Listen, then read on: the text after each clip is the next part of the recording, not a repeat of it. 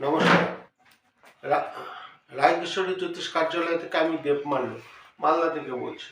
আজ আমি আপনাদের কাছে নিয়ে এসেছি সম্মোহন করার একটি উপায়।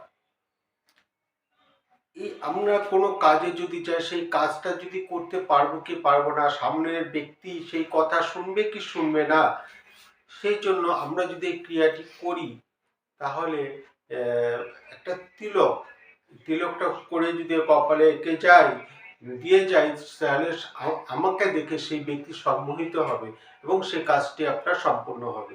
তবে আসুন আমরা দেখে নিই কি কি লাগবে, কি কি উপকরণ লাগবে এই সম্মোহন ক্রিয়াটি করতে। প্রথমে লাগবে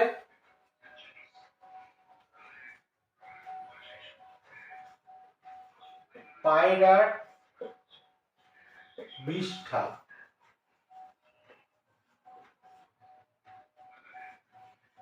কুমকুম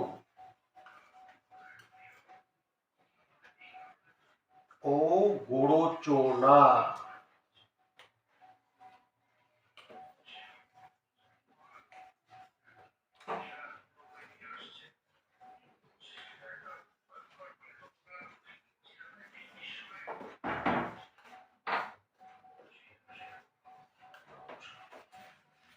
প্রথমে লাগবে পায়রার বিষ্ঠা অল্প, কুমকুম ও গোড়চোনা এবং প্যাঁচার মাংস।